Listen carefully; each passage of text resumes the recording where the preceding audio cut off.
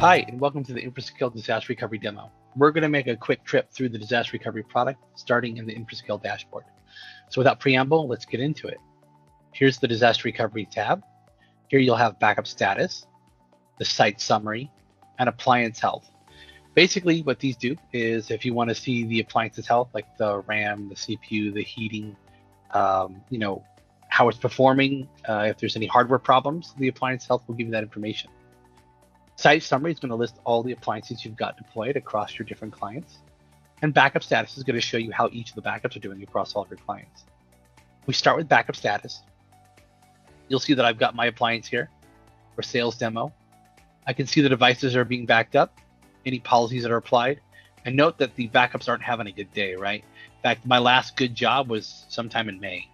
And then same in the cloud target. So it's replicated the current one, or at least the last one that's had, to the cloud target. Note that we have errors and warnings here. We've pre-filtered for just showing errors and warnings. You can change this. We figured that we want to get you in there and working on the problems that need to be fixed quickly. So that being said, you can see that I've got some Hyper-V guests doing just fine. My VMware guests are not doing so well. So we probably want to take a look at what might be wrong with that. Also note that we've got our screenshots on the right here. If you click on this, it'll tell you how they're doing. So if I need to manage an appliance, specifically, for example, if I want to jump in and see what's going on with this device, I can go to disaster recovery, site summary, find my appliance that I'm having problems with, and note that the little alerts here show that I've got 3 problems. And I click on the blue box and I go to manage primary. We'll go to manage cloud a little bit later. So this will do a remote connection to an on-premise appliance device. This could be virtual or physical, but we do deploy them as needed based off of your sizing and recommendation. That being said, I'm instantly put into the jobs history tab, and here I can see a list of the jobs that are doing well and the ones that are not doing so well. Specifically, this is that machine that I was talking about. If I right click and go to message logs, I can see that it's not having a good day here with the host. It's not fully licensed. So to be able to do host level backups with VMware, I do need a license to do so, to use the vStorage APIs. Now, if I go up to clients here, I can see that I've got a list of all of my devices. If I wanted to, I could install agents for the physical Windows devices and then circumvent that need for host level connectivity, right? But if I did update my license and renew it with Broadcom, then I would be able to continue with my host level backups. Now, real quick, note that I've got Hyper-V guests and physical machines as well. On the right-hand side, again, screenshots. The important thing to note about screenshots here is it gives you a little bit more information that the verification status is successful. Now, what happens is after we take a backup of the machine, we're going to automatically test the machine to see if it's got a viable boot on that. But not just seeing if the screenshot looks pretty, we're checking the services on the device to make sure that they're online and running in a good state. This is going to help you to be more accurate with whether or not these devices are having a good day or not. And a good example of this is if you go to some competitors, they'll take the screenshots as soon as they appear, and then you think everything's fine, but it's not, right? Especially if you have like a corrupt Active Directory controller. The AD is corrupted, the machine boots, but the AD service is not working. Well, that doesn't do you any good if the service, the purpose of that device is not being fulfilled. So we want to let you know. It'll say failed here if it is not. It'll also send you an email with a big red square around it with a red X in the middle saying that it has failed so that you can contact support and get that resolved. So what if I wanted some data out of a device, right? So if I right click a device and I go to browse and restore, you can see that I can scroll down and find any jobs I want here. So let's go back to November 3rd, and then I can pick component files or contained files. So if I wanted the actual VMDK or for Hyper-V VSDX, I can go through that route. But if I wanted to actually pull out an individual file, I choose component or individual file there and restore selected items only. I don't want to build the path. And then I'll just say finish, and it'll prepare the machine for browsing. And it doesn't take very long. This is one of the big benefits of an Infrascale is that I don't have to wait for it to hydrate the data to be able to browse through it so that I can find the data that I need. And then I can just simply click on blue links or downward facing arrows to zip up a folder and download that through my browser. Alternatively, I can check boxes next to files and folders, and I can restore it back to the machine that it came from in any location on that device, or any other devices that I'm backing up can be restore target. My favorite, I guess, what I would say is the appliance network share. I love this because maybe the device isn't in existence anymore. Maybe I don't want to restore it back to a machine. I just want to make it available to somebody, right? With this, I can mount up a network share. It automatically creates the UNC path along with the username and password, and that allows you to map a drive to a user's device. And the best part about this is that this disk is read-only. You don't have to worry about them deleting data or overwriting data, or even more worrisome ransomware spreading onto the device through this vector. It won't do that. So that being said, I'm going to go ahead and kill this.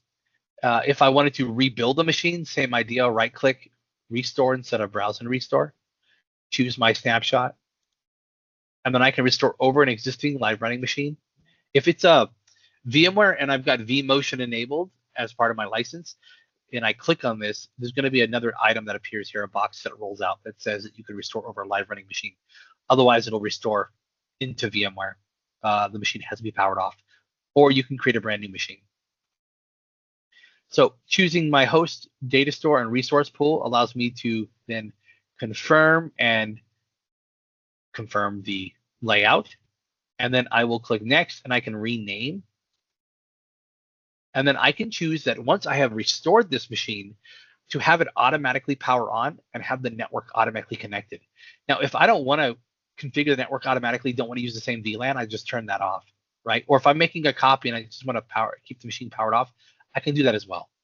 But for now, I just hit this, and if I hit finish, it'll do the rebuild for me, power it on, configure the networking. So let's say the issue is far greater than just rebuilding machine. It is Black Friday, and your client is a retail store, and they need to be online right now, right? So I can go to my boot tab, and I can find any device that needs to be resurrected, right-click, and choose to boot an individual device or boot a group. For now, I'll just choose to boot the individual device. Let's use an older snapshot again. I can borrow resources from the on-premise appliance that will then boot that machine using those resources that you've allocated to it. You can pre-configure this. You can also come in here and manually change it, even if you have pre-configured this, right? And then I want to go ahead and tell it to bridge over my live port, because when we take backups, we're capturing the MAC address of the NIC card and also the VLAN information on the VMware and Hyper-V guests. We do that because when you rebuild, you don't have to do the micromanaging of setting the networking back up. And there's a lot of good use cases for why we don't want to do this, but suffice that it say, bridging over the live port with a pre-configured network will make it instantly available. Great for your level 1 techs to kind of swoop in there and do something without having to involve higher level, more expensive techs. Note that we can also do no network and isolated if you want to do some testing to different degrees. And then down here under MAC address, you can choose auto. We also have it to know it knows the MAC address. If it knows the IP information, it will also populate that there. So if I hit boot, this will fire up that machine right here. And this won't take very long to come online. Note that it's bridged on Ethernet 01. Again, that's going to connect the networking for you. And then we also have a VNC address that will populate with a VNC password that allows you to connect to an isolated device. If you happen to say no network or boot it on an isolated network, you would connect to the appliance and it would bridge through to the VNC address for that machine. Now, again, a big benefit of bridging it over the live port with the networking known is, like, let's say you have an accountant office and they have a bunch of users that use QuickBooks, for example, and they've got a remote desktop shortcut on their machine. You don't want to have to go to machine to machine to machine to remap that, right? If you have that IP address memorized, it'll be able to just connect. Map drives will reconnect, applications reconnect. The goal is, and I'm beating this dead horse, I apologize, but the goal is to mitigate the amount of work that you have to do at the time of disaster by pre-gaming as much as possible, right? So as you can see, this doesn't take very long at all to boot up. It'll probably another 30 seconds or so, and this device will be online and usable. Now, let's say that I am working with this device and I've ordered my new hardware and I need to rebuild this machine. I'm ready to restore back to my main infrastructure. So to that end, I can select the device and I can power off the machine. Like I said, it's still booting. So I'm going to pull the plug just to expedite this process. But once I pull the plug, I can then create a backup job.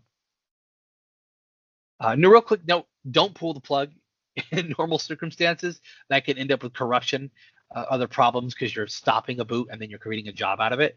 If you're just testing it and you don't plan on keeping it, it's fine. But if you are actively using this as a restore point because you failed over, the last thing you want to do is pull the plug. I'm just trying to expedite this so I don't make you bored in tears here. So I've created a job. If I go to my jobs tab, there it is right there. Back to the boot tab, it's still there. If I needed to power it back on, I could do so, but I don't need the instance any longer, so I'll just remove the instance. Again, note that the job is just fine. So the question then becomes, what happens if the cloud is my only option? What happens if my local site is down and I need to fail over to another site? So go to Site Summary, Blue Box, Manage Cloud. So this connects me to my cloud target. And then from here, I can restore machines from the cloud retention policy, or I can boot devices in the cloud. So I've got my individual devices here, but let's be real. If I'm in the middle of a disaster, I've got a million different things on my mind. I may not be in the best state to be able to fail this over. So I want to pre-configure this. I keep mentioning this. And then we want to make sure the machines come up properly. So if I go to orchestration, you'll note that I've got a runbook on the right-hand side, and on the left-hand side, I've got my options for the different devices and what they can do, right? So for example, if I moved over Bifrost and then I said, I want you to be in a cluster, I'll bring you in here and then you as well.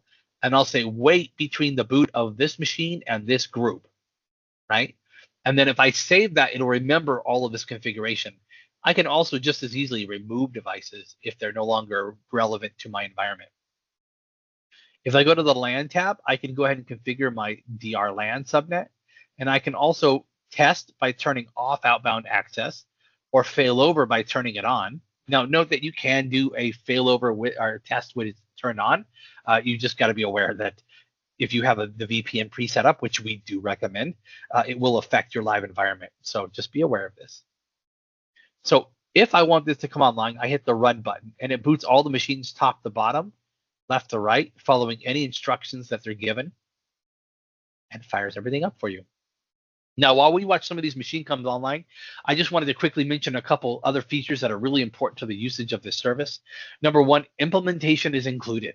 This is really important. A lot of people buy these products from other vendors and then they get left hanging and they may or may not implement it properly. And then you get yelled at by support or badgered because, I mean, what are you going to, you don't know the product that well. You're learning it, right? And they're the ones that own it. So why don't they help you?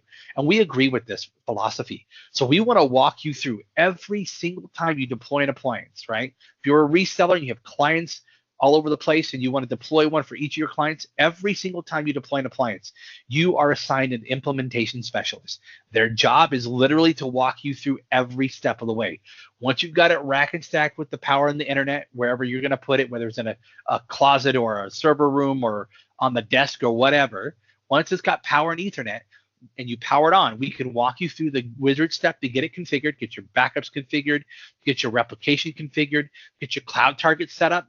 Then we'll ask you to fill out a network survey document, and or they can do it on the fly where they configure your VPNs so that you can have agent-based VPN for those mobile devices that are working from home connecting to the cloud in the event the building is gone, or site-to-site VPN in the event that maybe only the server closet had a problem. Maybe somebody took a smoke break in the server room and sprinklers fried everything, but somehow the firewall survived, right? You can use the site-to-site VPN from there to your virtual private cloud in the Infrascale or tunnel in the Infrascale's cloud. Now, that being said, that's all included. We want to make sure that you can also test this whenever you want, as often as you want. It is really important for Infrascale to give you confidence in this product, and that's why we allow unlimited testing.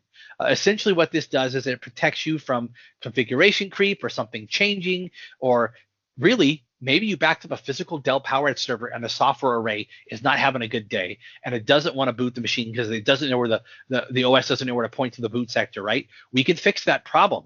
Right, but you shouldn't have to wait until you fail over that day and then find out that you've got a problem in the middle of the need. Right now, I'll get to support in a second and how that's going to still help you out and make things good. But why not pre-configure everything and then test it and know confidently it works? Real quick, this one as an aside, I used to do this as a product manager for a massive MSP. I would, on a quarterly report, do the meet and greet. Give them a list of all the things that we're doing for them today, and in the background, let this run.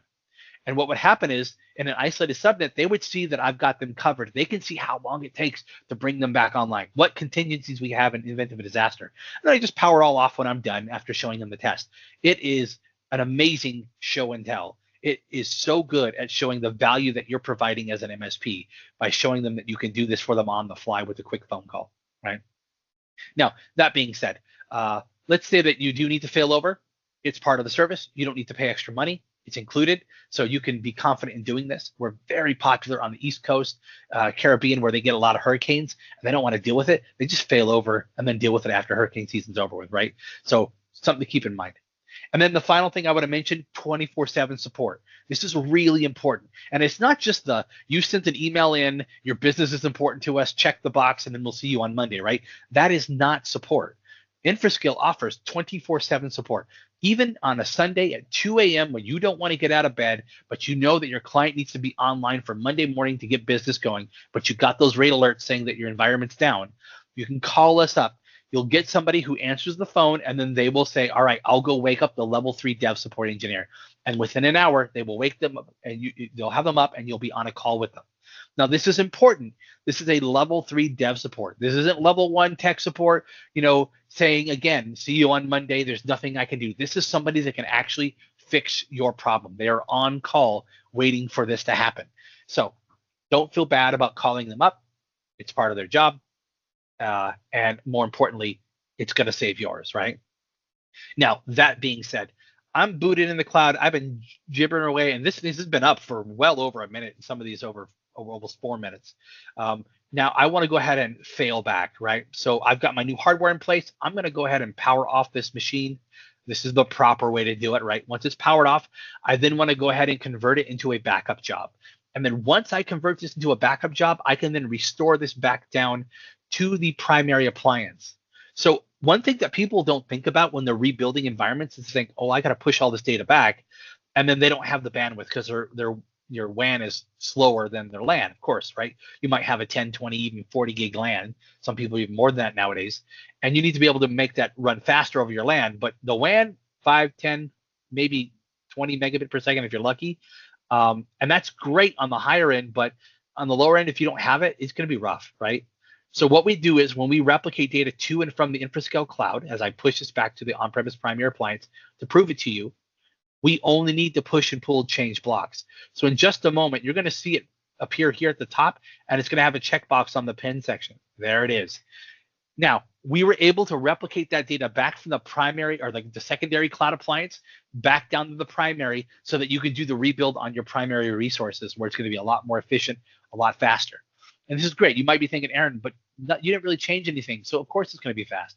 But yeah, that exemplifies the point. If I didn't change anything, it's going to be fast. The only things that come back are the things that are different. If you've got a massive file server with like 5 terabytes and you've only changed 100 megabytes, you don't want to push 5 terabytes back. You want to push 100 megabytes back. That's completely doable. Now, I know what you're thinking. What happens if my local appliance is trashed with the disaster? The building is gone, Aaron. I mean, there is no local appliance. The beautiful thing is insurance will kick in, the provider replacement appliance will precede it with your cloud data and then ship it to you so that even in the worst case scenario, your local appliance is still preceded with the cloud data and you can still recover quickly from a major disaster. So you just time your recovery point for once you get that appliance back on site, right? Now, that being said, there's a lot to take in, and I really appreciate your time.